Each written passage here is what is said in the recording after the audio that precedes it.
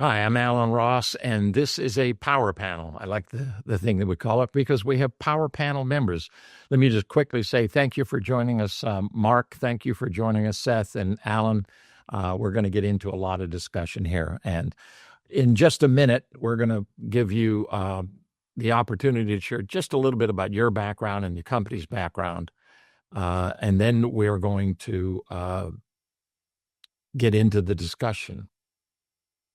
Normally right now, a picture of me shows up, but it's a picture of me 10 years ago. So just live with this picture right now, okay? This is testing and inspection solutions for electrical equipment. And today's testing and inspection is not what it used to be. There's my 10-year-old picture, right? I need them to change that, although, Mark, you said you like it. Well, you notice the hair's gone gray. And gray hair doesn't work the same as non-gray hair. But anyway, I'm the editor-in-chief or managing editor of APC Media's publication, Power Systems Technology and Transformer Technology, and I support Petra, who is in charge of the Women in Power Systems, which is not a technology group, but does have a lot of technology people in it. But let me first of all go, and we'll start introducing you all. Mark, talk a little bit about yourself and about IRIS. Well, thank you for having me on the panel, Alan. I appreciate that, and I'm excited to share any bit of nuggets that we can here today. My background is electrical engineering. Originally started in the automotive industry and have diversified into many different areas over the years. But what I've always come back to is that at the end of the day, it's always about people. And IRIS as a company, we're about humanizing safety, allowing the individuals that are involved in the electrical space to make it home safely at the end of the day. And that's a priority for us. And that's where we focus our energies in safety, reliability, resilience, and sustainability. And I'm excited to help share today with this panel. Excellent. You're going to learn a little bit more about IRIS after that. Alan, if you talk about yourself and SDT or hear more, you could explain that later on, Alan.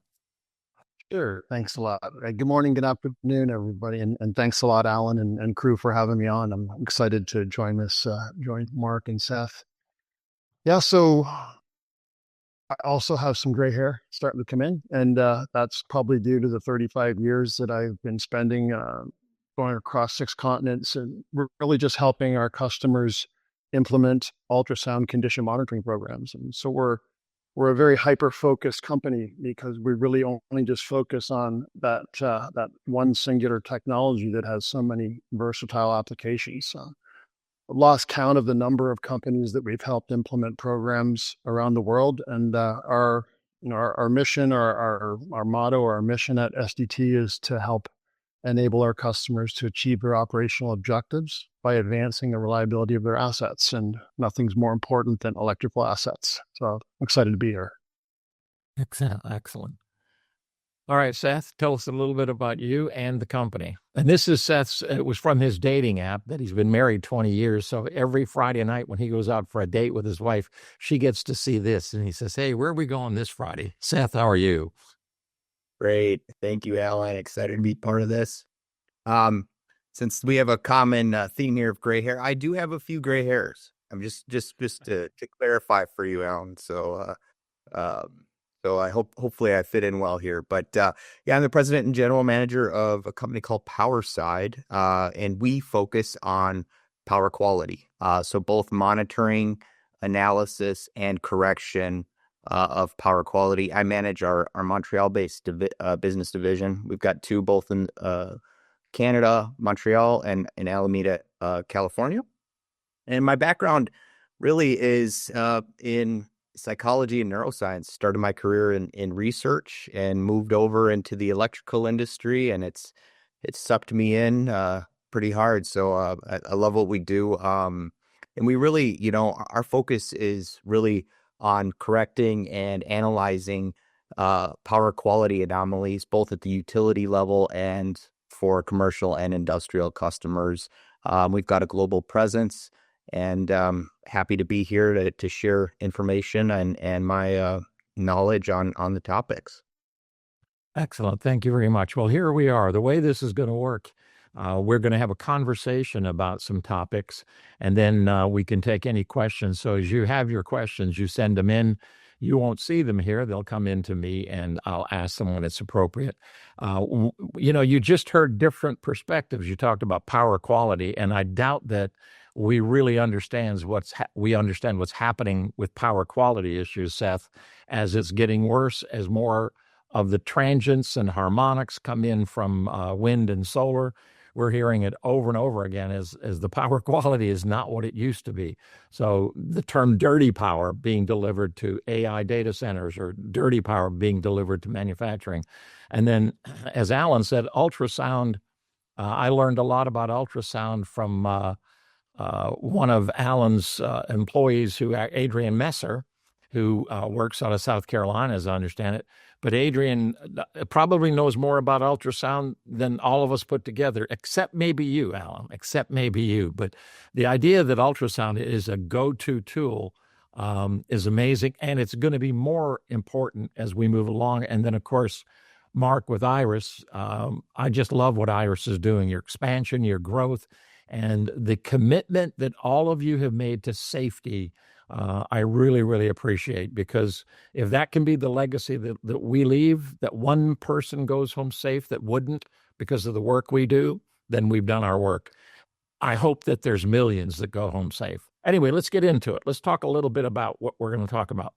The first question is really, I'm going to start with you, Alan, because I know you know the answers to these things, but we have seen tremendous change in the power industry. And I don't mean just the utility industry. It's in generation, transmission, especially in distribution, tons of change in distribution. But all of that, those three things impact the grid edge, which to me is not Mrs. Jones or our house or your house. The grid edge is really industrial, commercial, hospitals, you name it. And everything that's been happening up here is having an impact on over here. But talk a little bit of some of the macro to even micro changes. And then Seth and Mark will add a little bit more to what you've said. But Alan, talk to me about change. Oh, okay, sure. Well, I'm going to take the risk here at sounding a little cliche to kick it off, but what we're seeing in the electrical power industry today is really nothing short of a historic transformation. There's my cliche, and I'll try not to do any more. No. That's a good cliche. Well, it's true, right? I mean, cliches exist for a reason. We're usually pretty accurate.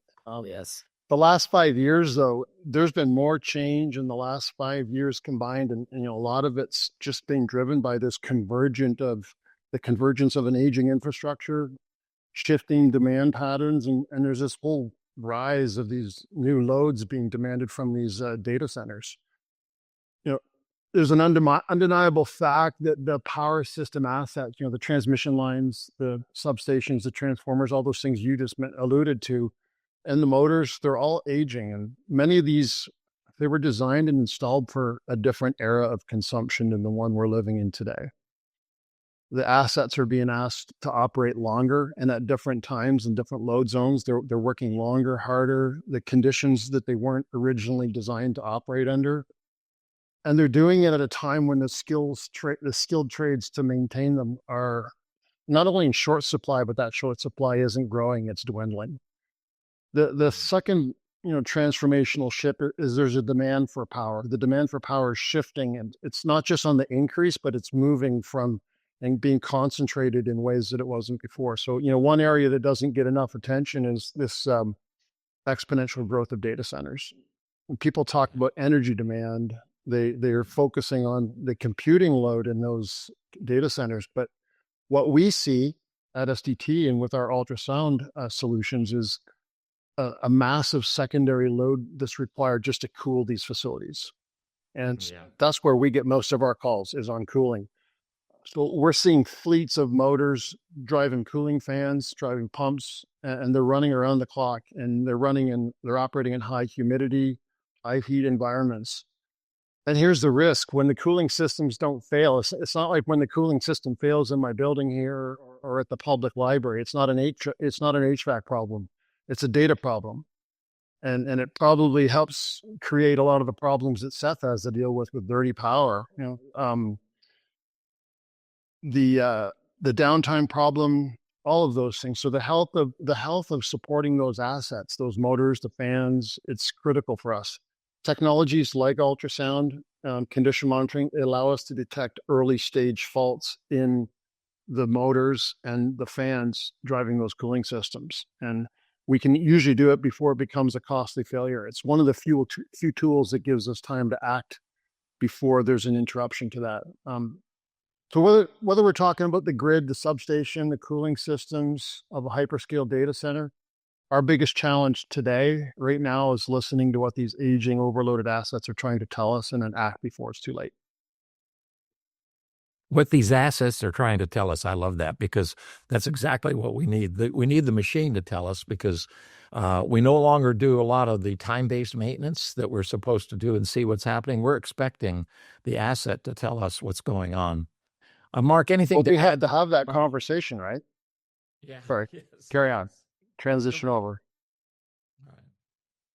Mark, next, what do you think about what Alan just said, or what have we missed in the changes that are taking place?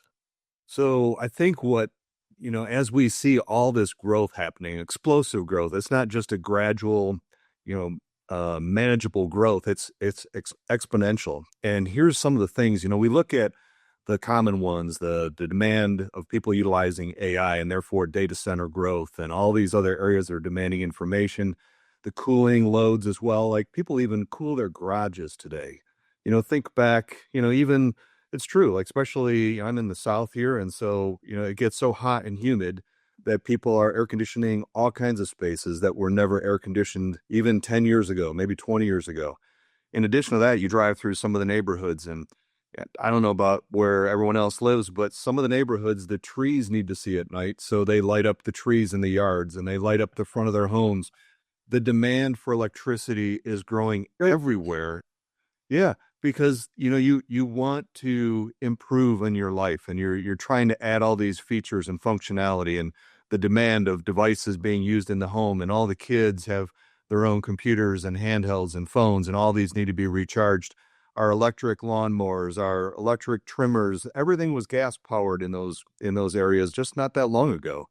And so the demand just continues to grow everywhere. And as the demand grows, not only are we putting that demand on a very old system of distribution for the most part, even the wires. I mean, if you look at every little piece of the structure, it's aging. I saw an article the other day just on the healthcare industry, and it brought up an interesting fact. And it said, if your electrical assets are somewhere between 20 and 40 years old, they're probably out of the life cycle expectancy that they originally were designed for. And that's not that far. I mean, we're talking 2005 is already a 20-year-old system. And as the systems age, the potential for failure is increasing. And unless we're doing inspections, unless we're doing, constant monitoring of these assets, we're going to start seeing failures increase in areas where we cannot allow that to happen. There are critical industries, and then there's critical industries like healthcare, where people's lives could immediately be, at risk if these power, stations are down, or, we lose a substation, some kind of an asset that is supplying this power, these critical devices. We become very vulnerable quickly. And that's the situation we find ourselves in. Oh, you're right. Depending on who you talk to, the average power transformer, and that goes from utility grade all the way down to the primary subs that come into a major plant, or now the primary subs that run an AI data center. The average is between 38 and 42 years old, depending on so your 40-year number, and they were all supposed to run 20 years. Their design was 20 years. Here's the other problem that goes with that, Mark. The new ones, the old ones were built by slide rule. I wish I had one of my slide rules here. It's a 5-line slide rule when I was at Georgia Tech. We did that, and we always erred on the side of making sure that we didn't build things that would fall apart. We overbuilt everything, including electrical assets. I can promise you today, nobody can afford to overbuild a transformer. They just can't, because they will price themselves out of the market. So all of this is not only of the old ones at the end, the new ones won't last another 40 years, or so we think anyway. In Sweden, they change out their transformers every 20 years. The utility does, because they see this coming. Seth, anything to add to our aging infrastructure and the problems we're all facing? Yeah, absolutely. So, I was actually at a manufacturing facility 2 days ago, very large manufacturing facility. And, we're talking about aging infrastructure. And, I kind of like to look at, consumers and, even some folks in the utility side. You have kind of proactive and reactive responders, right? You're talking, Alan, about, Sweden, right? They're just proactively changing the transformers regardless, right? Right. Well, I was asking this company because I was in there. There's a lot of aging infrastructure in there, and we had deployed some of our equipment in there because the utility was complaining about some power quality issues being generated from this facility. And one of the things I'd asked, kind of in preparation for this panel, actually, I asked them. I said, "Hey, you've got a lot of aging infrastructure here. What is your plan, going forward?" And I said, "It seems like you're very reactive in how you operate." And I was talking to one of the folks in management over there, and I was kind of surprised by the response. It was actually driven primarily based on the fact that they can't get replacement equipment as fast as they used to. So they put together a very large budget for essentially, keeping spare parts and replacement components on hand, including, certain critical assets like transformers, etc. And it's funny because before, let's say the COVID-19 pandemic, they would just wait for it to fail and then, okay, we know we can get one in a few weeks kind of a deal. Well, now you're talking maybe a few years, right? So Yeah. the whole mentality has changed there. And again, that's just one example, but I found it kind of interesting as it relates and kind of, back to Mark's point on, electrification. The reality is that we're electrifying everything. Everything has the ability to be electrified. Now, I will say with that and the advancement of technology, these loads have become more efficient, but we're actually adding, regardless of how efficient they are, we're adding at such an exponential rate that the load growth continues to be an issue. And to Alan's point earlier on cooling for data centers, right? I mean, it's actually in many cases a bigger portion of the load than the actual data center itself. It's the cooling capacity that's needed, right? And so you're seeing, okay, hey, if you're going to connect or put in a data center at this location, you need to put your own power generation source there as well, Right. as well as energy storage and all of that. So the complexities that we're seeing now, specifically over the last 5 years with what I like to call utility 4.0, it's kind of unprecedented, and certainly with subject matter experts and labor shortages, and let's say that maybe the boomers retiring, you kind of have a gap there. But what I would also suggest too, at the same time, the expertise that's needed now is actually different than what it was, 20, 30, 40, 50 years ago, right? And so I think it's a great time for folks to get into the electrical industry, really, and at the utility level and in the power distribution, transmission, et cetera.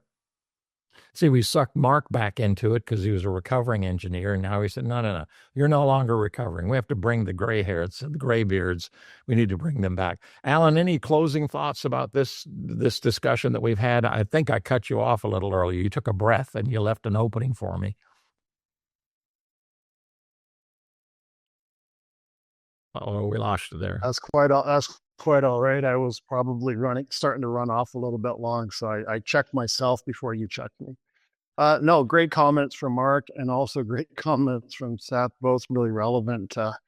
Seth, you spoke about a customer you visited recently. I made me think of one that I had visited a few months ago here in Toronto, which just used to be a factory that was creating automotive parts. It was a seat manufacturer for the automotive industry. And just to show how our priorities in society are changing, it's now been converted into a cannabis facility.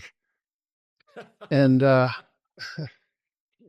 so again, so they've taken a single-story building and they've turned it into a two-story building, all the bottom floor is processing, the top floor is the growing, and all of the electrical power assets have been put onto the roof, and just to make room for it to grow more plants, I guess. The interesting thing from that visit was that even though from the rooftop I could look down and I could see a hydroelectric station from Toronto Power, they had installed 3 independent generating stations of their own. I think that they were somewhere between 5 and 10 megawatts each. I don't know. They had 3 of them there, all powered by natural gas. And his explanation was, "We just don't trust Toronto Hydro." Wow. Yeah. And you know, it's not just shows that manufacturers are taking into that. They're taking into account that they have to have that redundancy. Yeah. And the same thing is happening. I think it's 3 Mile Island. Microsoft is still negotiating to bring one of those power reactors back up. And you think, oh, really? You're going to need that much power? In Georgia, where I am right now, Georgia Power, Southern Company, and Southern Nuclear, they're all associated. Southern Nuclear just opened the last 2 nuclear facilities, because they had 2 that were approved.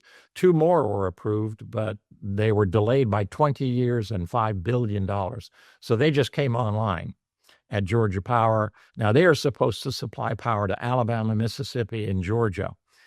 Those plants, those nuclear power plants, were sold out. Why? Because in North Atlanta, it's the second fastest growing area for AI data centers. And they just said, we got to have all this power. Here's the problem. They were trying to run lines across from West Georgia, right across to Northern Atlanta, to go to where all the need is, right? But you know what they had to do to get this transmission lines done? They had to come through my neighborhood. And nobody in my neighborhood is going to allow that. So it's NIMBY, not in my backyard. So they have to run the power lines all the way up west where there's nobody, a lot of people, sneak it over east, and then come back down. And North Georgia is an area where a lot of retirees are moving. So they're saying, not in my back. You know, if you're a utility, you're right now going, oh my gosh, how do we meet demand? I was told that for every Google search that we do on here, we use X amount of power. If we make that an AI search, it's 1,000X. That's why there's so much demand. It doesn't, if you want to get an answer back from an AI data source, you want it pretty quickly. You don't want to wait 2 days until it gets enough power to do it. But anyway, a lot is changing. Mark, let's move to another topic, because with all that's changing, let's bring it down a little bit, because we need to get into why inspection. The reason we set this up this way is if you know what's changing, you will understand how important inspection, testing, all of the things that we're here to talk about absolutely matters. And as Alan already hinted to, the machines have to tell us, and we have to hear more. We have to listen. And that's how we're going to be doing a lot of management of our assets in the future. But Mark, because of all these changes that happen, what has that meant for this idea of the monitoring, maintenance, the inspection? What is changing, including some recent changes to NFPA 70? Ellen, it really is exciting, because in today's times, we have access to more data than we've ever had in the past. Seth talked about the complexities of these systems increasing. And so, there's been this massive wave. Let's put sensors on everything. And there's this huge explosion in the IoT space, right? Let's just put sensors everywhere, which is in theory great, because we're getting all this data back. We can make more informed decisions if we know how to interpret all the data. Really, it was a little bit ahead of its time. I heard the other day that there's going to be a new wave called IoT 2.0. And the reason for that increased excitement and demand for IoT is that now we're starting to get AI systems that can interpret the data. And so with all this data coming in, now we don't even have to worry about how to manage it, but we can have systems managing that for us, which goes back to your point of NFPA 70B. 2023's revisions allowed us to understand more specifically that it wasn't just a recommendation anymore to do inspections, that it shall happen. That's the strongest legal term to make sure that people understand this is not just something you should do anymore. This is a you will do. This you shall do. And by that, it's still pretty pretty low touch. It's this once a year for most assets, depending on their condition. And because of that once a year inspection that may occur until people really get motivated to do so, which will happen more and more as insurance companies understand that they have a stick that they can actually leverage here.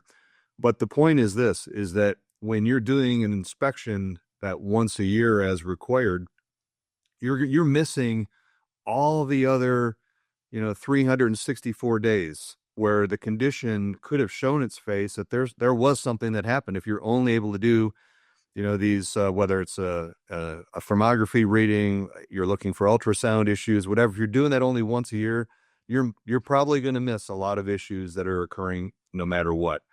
And so that's where the demand now starts to put an increased pressure on. Let's monitor this, 365 24/7, and that can be done simply and cost effectively. Not only are sensor prices coming down and the ability for a single sensor to be able to pick up a variety of different problems. It's not just one type of sensor anymore that's picking up, let's just say, temperature. Now you can have a sensor that picks up temperature, humidity, ultrasound, vibration, all in one. And so as the prices of the sensors come down, the ability to take the information coming from sensors is more accessible through AI assistance. Then you also now have, these simpler solutions, like even a color changing technology based on temperature, where you can put inexpensive clips on wires to see if there's been a heat issue somewhere between the inspection you're doing today and the inspection you did a year ago. Something changed, and you have these simple, easy tools that you can now utilize to be able to inspect, look at the health of your assets, and have something that's giving you feedback on an ongoing basis, not waiting until there's an issue. Yeah, excellent.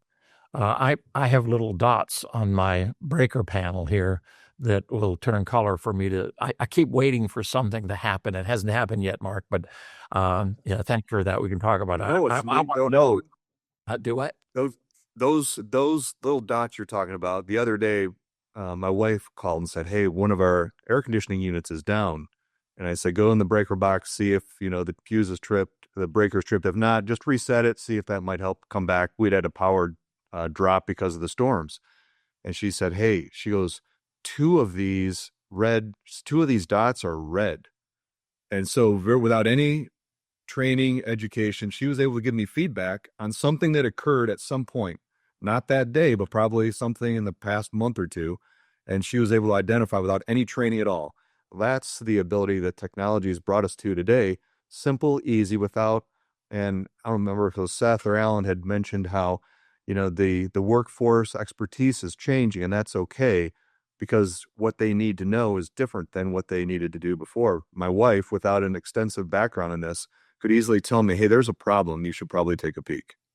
Yeah, I have those same dots. I was at the conference where we got some dots we could bring home. Seth, anything to add to this whole idea? The whole world of testing, inspection, maintenance, and reliability is changing as a result of all of the changes we talked about. Yeah, absolutely. Well, Mark alluded to data, right? And I like to use the word tangible data because we want data from everything, but data is only as good as making sense of it. And so I've said this to you before, Alan, about data indigestion, right? We talked about that. So when we have sensors everywhere that's providing just raw data, what are you going to do with that information, right? And Mark kind of mentioned a little bit about AI and being able to train that to look at this data and what we're doing in certain phenomenon that we're seeing. And to be able to do that, to Mark's point, you really do need to look at something 365 days a year, not just once a year, okay? Because the only way you can, really develop algorithms that are able to provide you with tangible information and actionable information is with long-term trending. And then you continue to train that to be able to give you more information. And then hopefully later on, you can get to a point where you're offering, predictive failure analysis or, essentially, alarm conditions, right? But we're not going to get there if it's once per year that you're doing, like testing, measurement, and inspection of any asset, and it doesn't really matter what it is or the technology that you're using. So, for me, I think that's something that's really, really critical. And again, I'll use the term data indigestion. And the other thing too is, communication for, all of these assets and what we're doing. There's so many companies out there that, have various platforms, and all of them are great, but are you going to be able to get a utility to operate using 500 different platforms? Probably not. So what are you going to do? How are you going to be able to develop, APIs and different things to be able to get information where it needs to go? And particularly as it relates to, obviously more actionable information. All right. Alan, any thoughts on this subject? I really like what Mark said about moving from periodic inspections to continuous inspections. And that doesn't mean that we're sampling data 24 hours a day, because those sensors have battery lives too, so they're not going to last long. But we don't need to take a sample every second of the day. But definitely the fact that you can be there with an IoT installed sensor and gather something every day. Don't forget that a lot of these data centers are remote places too, so it's costly. Yeah. It's way more costly to travel to them and collect data than it is just to have some relatively low cost sensors installed. But I would just take it one step further. What we're witnessing, it's not just a change in how we're inspecting the assets, but it's a redefinition of why we inspect them. It's the why for me, and that's the shift in NFPA 70B is proof of that why. We've moved from the reactive maintenance of jumping on things because there's an alarm triggered to more of a condition-based strategy that's rooted in the real-time data. Just so long as Seth said that data is actually useful and not just creating bloat. I like that data indigestion. I'm gonna probably borrow that a couple of times, Seth, but I'll asterisk you. But that forces organizations to get serious about predictive technologies like infrared, like ultrasound, like fluid or oil analysis. All of those things become much more critical than they were in the past. Excellent. Mark, any closing thoughts on the what we're talking about? I really think that part of what we're starting to see now is we're starting to become smarter and using the data and the information that we're gathering to be more proactive. And that's really, I think, what all three of us here are trying to help our audience know, is that there are tools available to be able to make sure that things are being done proactively versus waiting until there's a problem. And the more proactive we can be, the more inspections we can do, the more continuous monitoring we can do with the right tools that are giving us valuable information that we can be reactive to before there's a major issue. That's where we start to succeed and gain traction here. We have we're part of, Mark and Alan are part of an organization called ESAR. It's Electrical Safety and Reliability Association. It's a not-for-profit organization that is about electrical safety. And I will find this, but I don't have it at my fingertips. A number of incidents of hurt, what I call reportables. The number of reportables, electrical system-wise, dramatically increases like 100-fold when you do repairs as reactive than you do proactive going in to fix it. So when you have planned maintenance or planned change out or planned something, you have a certain amount of dangerous things because you're dealing with power.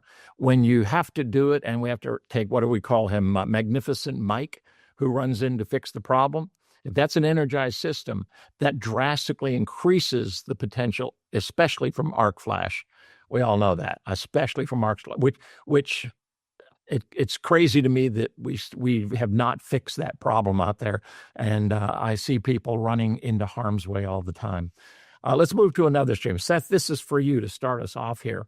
So when you look at what we've been doing, and we've seen all these changes in testing and maintenance and monitoring, there are technology changes that have happened to different, and your companies are part of that. You've all developed technology that kind of advances it.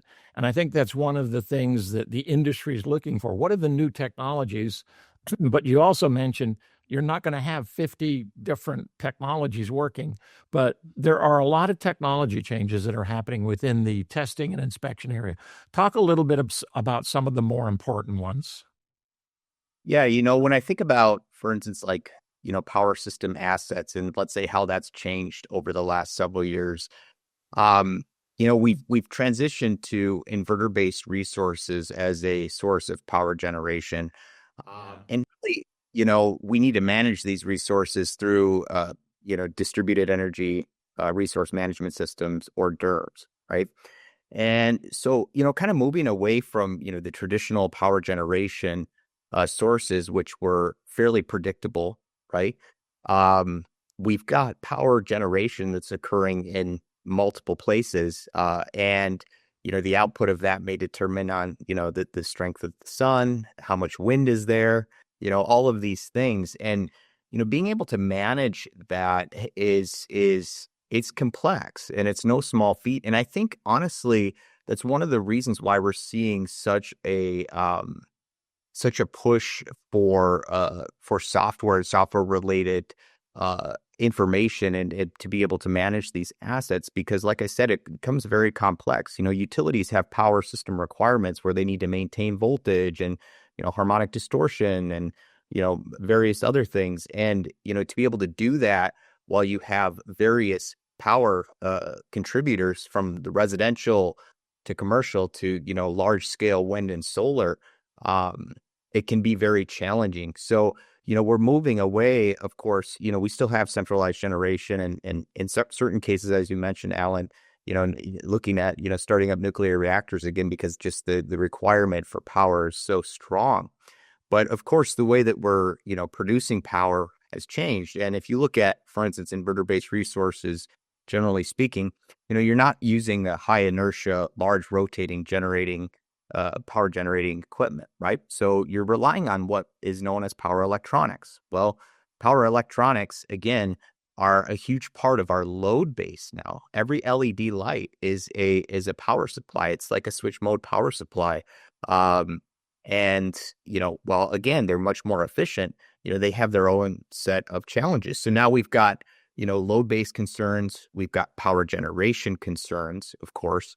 And so being able to monitor all of these things and the conditions in which they need to be monitored and what to look for is continuing to change. And that's really where, a lot of companies have focused on from a software perspective. Okay, what does this mean exactly when this happens here on the power distribution system, or I switch over to primarily renewable power generation? What do I need to change from an asset perspective?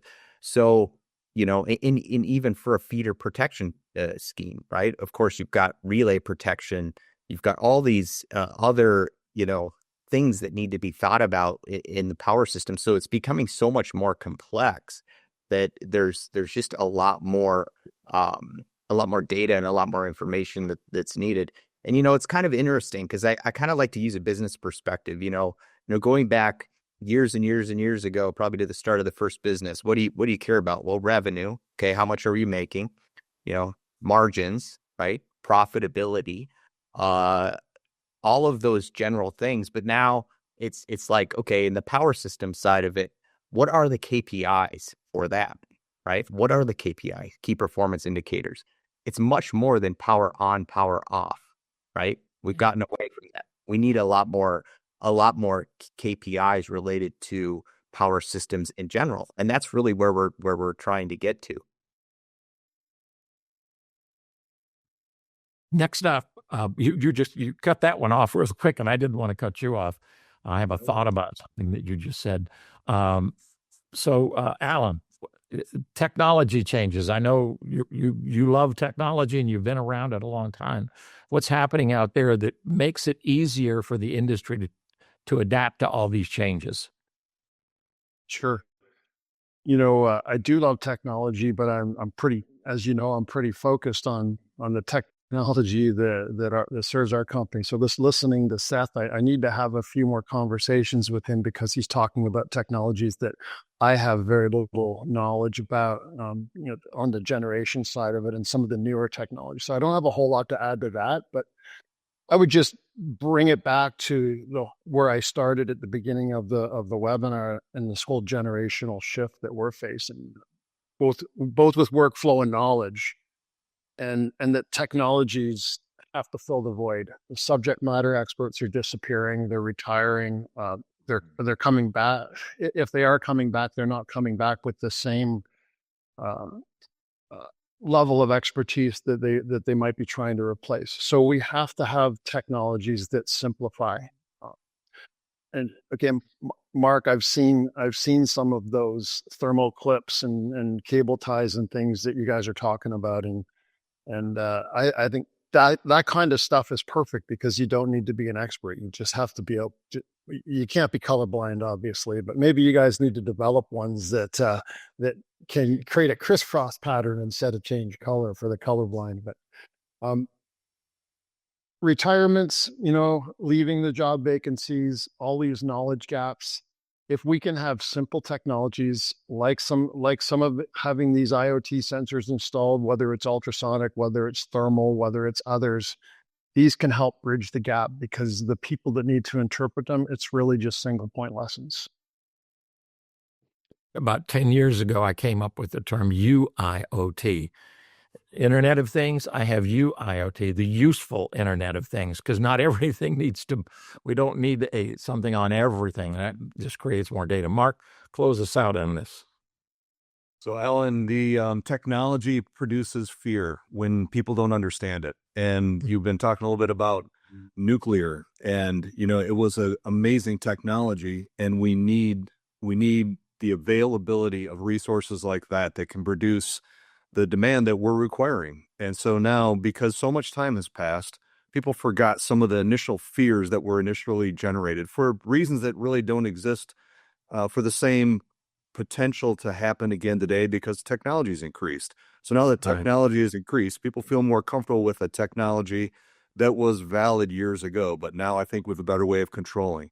Let me expand on that a little bit and talk about things like thermography. People didn't understand it well enough. They're like, oh, I'm not sure, but it's very simple. It's an extension of our eyes. Our eyes only can see up to a certain frequency. This equipment can see what's there. Our eyes just can't pick it up, but other things can. Same thing with ultrasound. It's an extension of our ears. The sound is there. We can't hear it. We're okay with dogs hearing sounds that we can't hear, or dolphins or whatever. People know sounds exist that we can't hear. And so now people are saying, you know what, this ultrasound thing, what is that? And we talk a lot about the big things like, if you have an arc flash event and the massive impact that can make, the damage it can cause, the potential loss of life, all true. But the reality is more people die from problems that are occurring before the arc flash event occurs. The shocks that they receive kill more people than arc flash every year. And so let's find these smaller problems that are existing before the arc flash occurs. We talk about partial discharge, and what people usually don't understand is that partial discharge occurs before an arc flash event happens, typically, right? So it's leading up to that. And so if we can capture the problem of a partial discharge before it becomes an arc flash, we've done at least a part of our job that will help provide more safety at the end of the day. And so as technology continues to grow, there'll always be the fear of the unknown.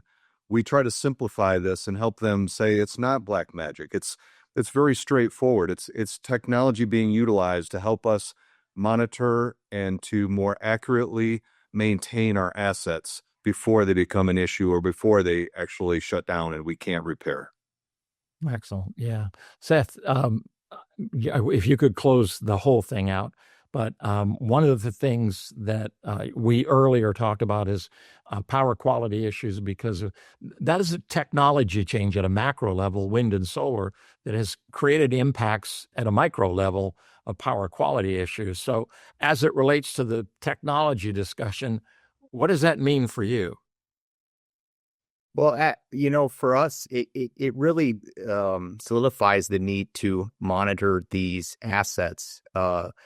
And I've seen this with several utilities where, for instance, they've had transformers that will go into very early premature failure. I'm sure you've seen and heard of that a lot, Alan. Well, a lot of that has to do with the transformer not being sized properly for the type of load that is. It's an inverter-based resource. So again, you need to change like the K rating, the K factor of the transformer. There's all kinds of things that need to be, thought about. But even going a step further, you look at, okay, I can do all of this system modeling, and these engineers are great at that, right? But what is it like once it gets installed? And we always constantly fight this battle of how can I be priced competitively, okay, and deliver a quality product, and you've got all of these challenges with trying to be priced competitively. And unfortunately, to your point earlier at the beginning of the webinar, Alan, the quality of that device, may not be as good as it was 20, 30, 40 years ago, right?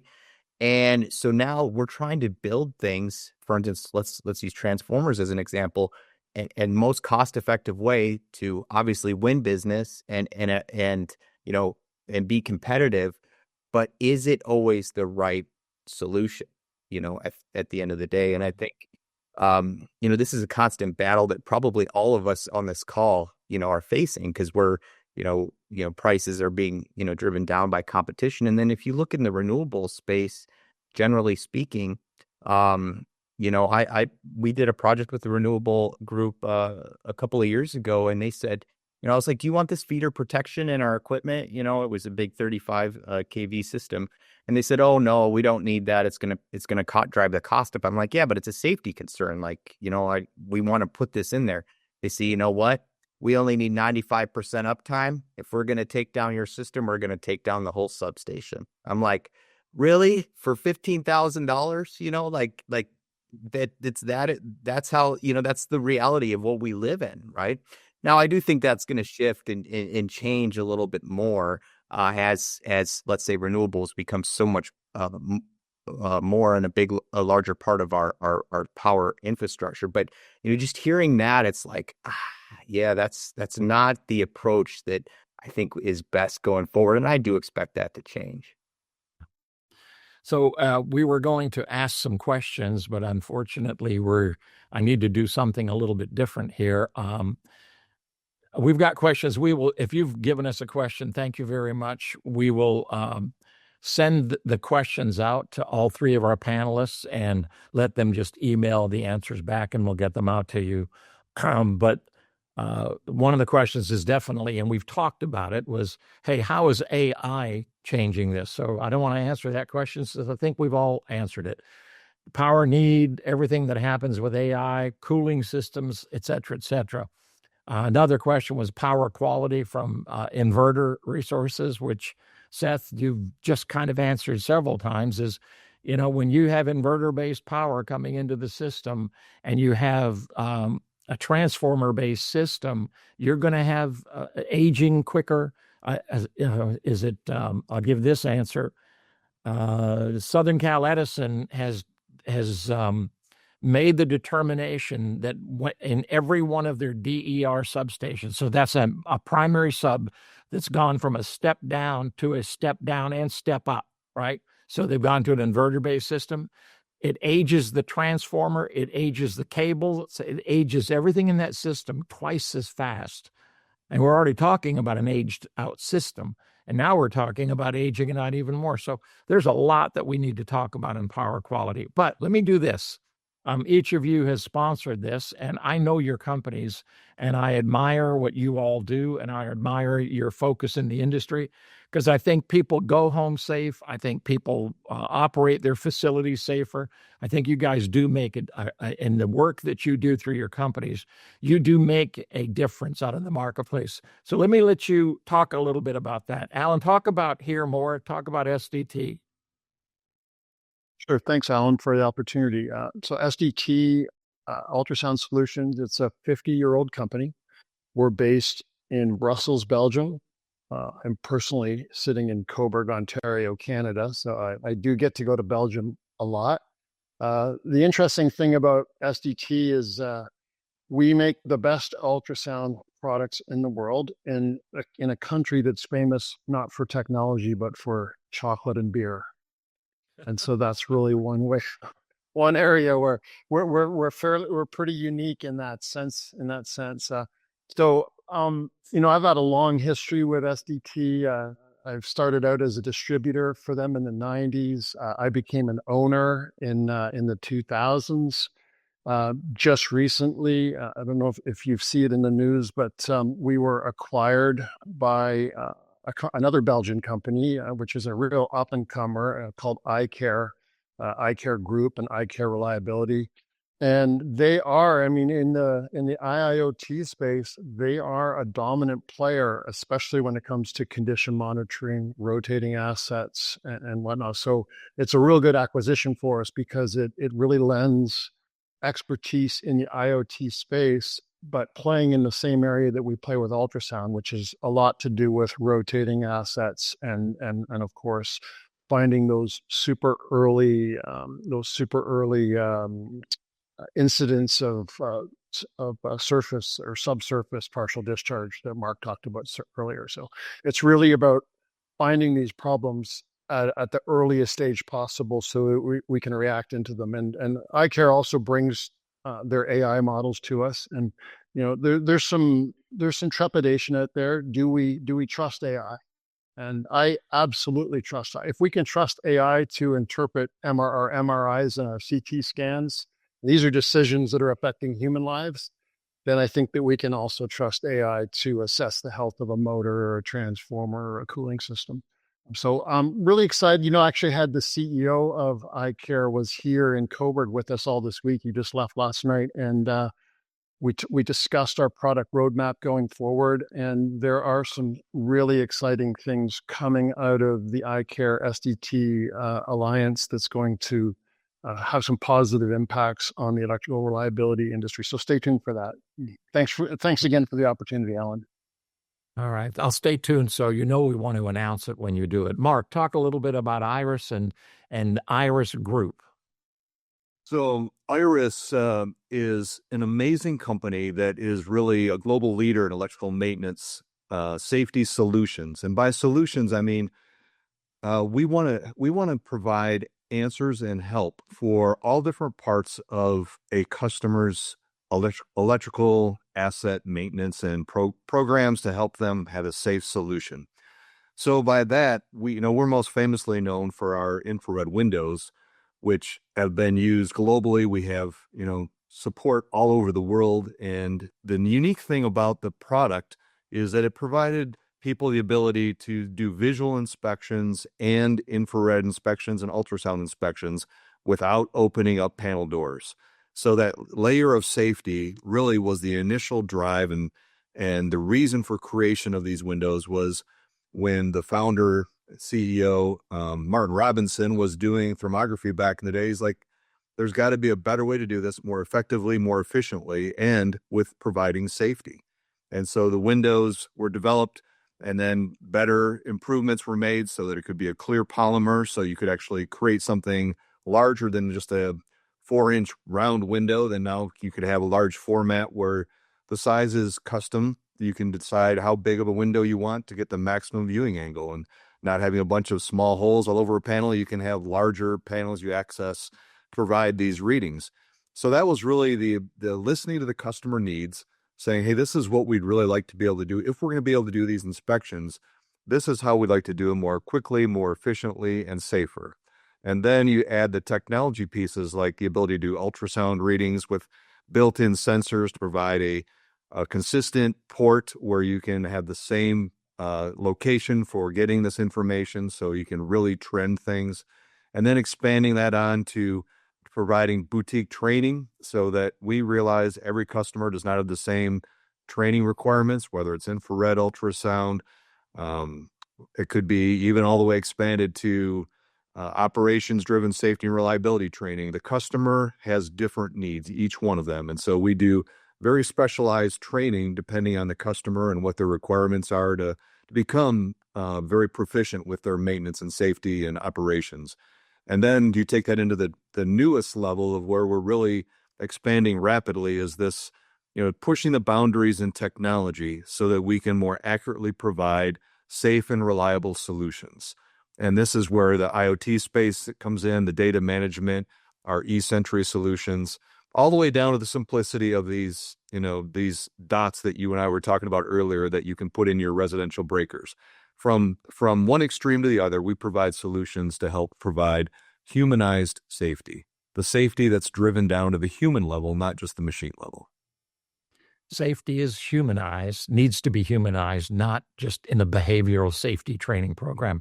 Seth, talk up a little bit about Powerside. And by the way, we did a showcase for you guys at Distributech, which is up on our website. But if you go there and you look for Powerside Distributech, you will see that showcase.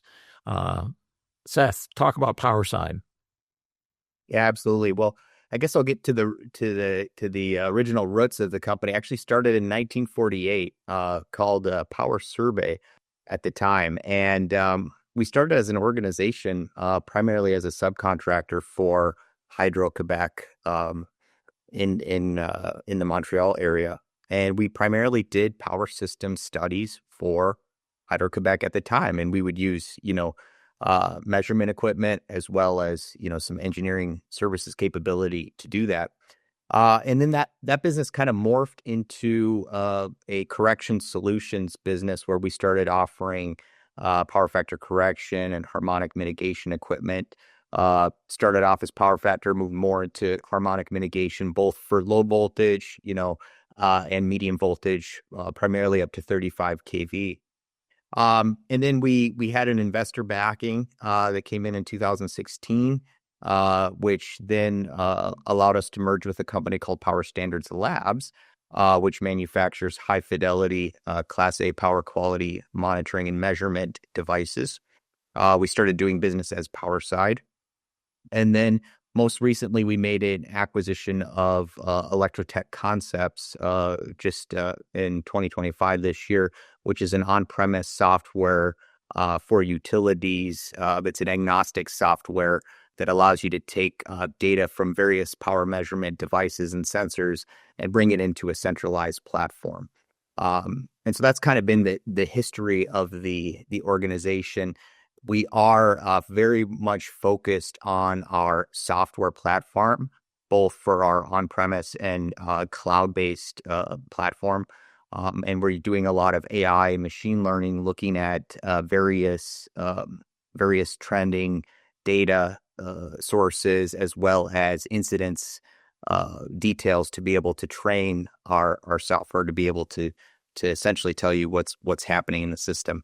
And so we've come a long way, and we've invested a lot into that, and we'll continue to do that. And then the other part of our business that we're kind of releasing this year is a more advanced engineering services group, which is going to be really focused on helping utilities and commercial industrial folks, as well as other engineering firms, on specifics related to power quality engineering. And so a lot of exciting stuff with this organization, and it's been great to be a part of it. And again, Alan, thank you for having this power panel for us to be a part of.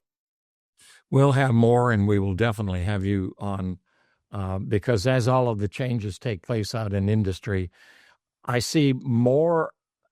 There are a lot of big company changes, right? The big three, the Hitachi Energy and Siemens Energy and the others.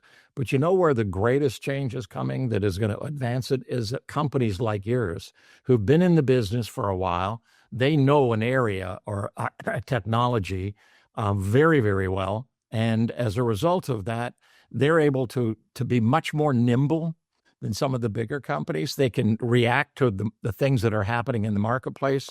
And I can just, as a third-party endorsement from APC Media, I know that the Iris Group is one of those companies. You just heard from Seth. Powerside is one of those companies.